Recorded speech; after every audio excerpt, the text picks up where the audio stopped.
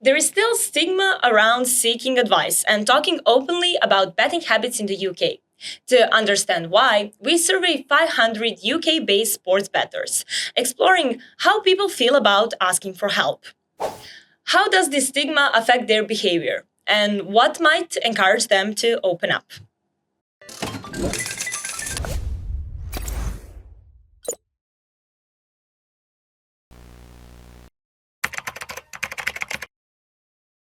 As a part of this campaign, we teamed up with one of the UK's leading gambling addiction therapists, Liz Karter, MBE.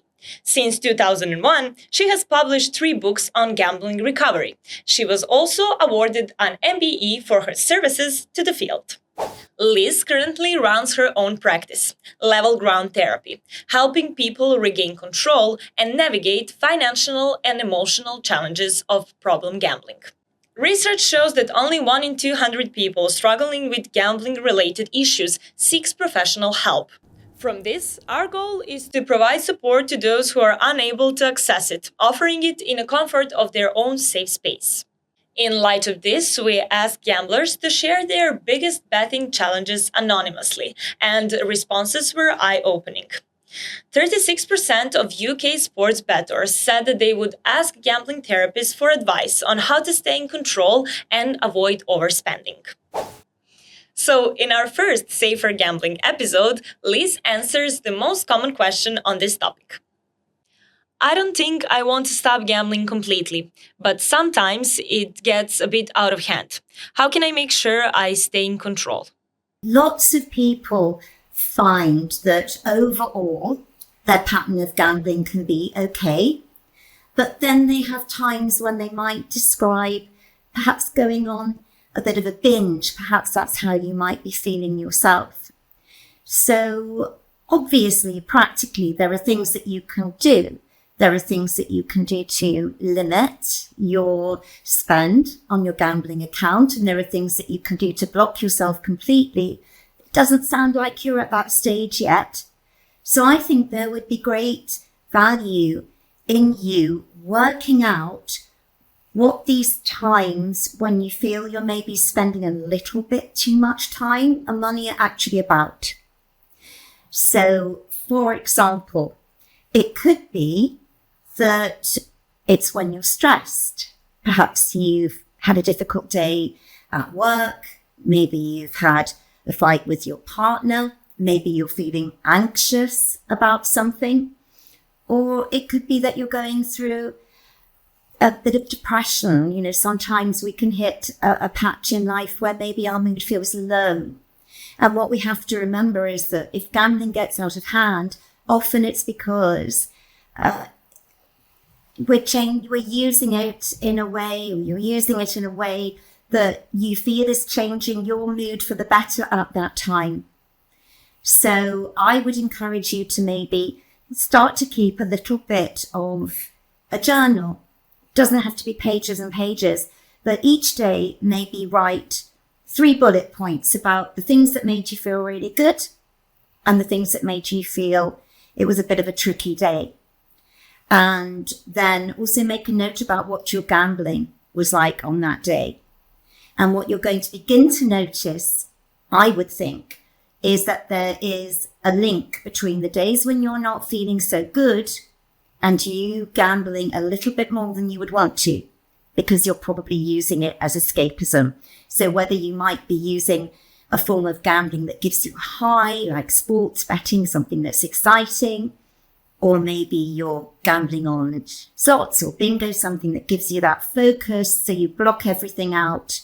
It could be that you're using gambling in that way. And if you find that out, then I would suggest that what you do is you, first of all, look at, can you limit your exposure to the situations that are causing you to feel low mood or anxious? Can you make some changes around that area? And at the same time, can you swap gambling for something else? So if you are using it to escape from your problems, block things out, could you read a book? Could you watch a film? Could you talk to a friend instead? If you're using something to lift your mood a little bit, could you swap it for exercise? So those are the ways that I would suggest you approach it at first. And I would have eventually set a rule for yourself, which is only gamble on days when you're feeling good. And try to avoid gambling on days when you're using gambling to change your mood for the better, because that's when it's more likely to get out of control. Liz, is there a reason why people worry about this problem more than others? I find that lots of people, when they come to see me at first, want to know how to control their gambling rather than let go of it. And I think that's because when somebody's been gambling for a long time, it's that they have a relationship with gambling. It can feel like a real connection, an attachment. It can feel a bit like having a best mate or a partner. They'll talk to me about when something great has happened, they'll go and gamble to celebrate. Equally, they'll tell me that if they've had a really bad day or something awful's happened, they'll go and gamble to celebrate that. And somebody might have been gambling for 5, 10, 20 years or more in some cases. And so when they stop gambling, there is a very real withdrawal. So even though that might puzzle a lot of people, and people often say to me, how can there be a withdrawal from gambling? Because it's not like drugs or alcohol. There's nothing in the system.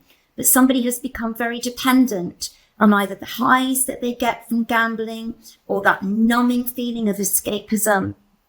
So to let go of that, it feels really, really difficult. And to confront those feelings, it feels like grief. For anyone who's never had an addiction to gambling, I think most of us that have lived a bit of life have had a heart broken, for example. So it feels like that feeling of I'm never going to recover from this. I'll never get over this unless I get that person back. For the person who's gambling, it's unless I can gamble again. So often, even when people know that they've got a really destructive problem and it's damaging for them and their lives and their loved ones, they want to kind of do that deal with themselves.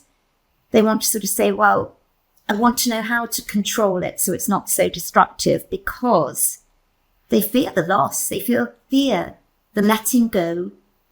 They fear the withdrawal, which is like a process of grief. Thank you for addressing this for us, Liz. We hope this helps bettors understand how to stay in control of their gambling.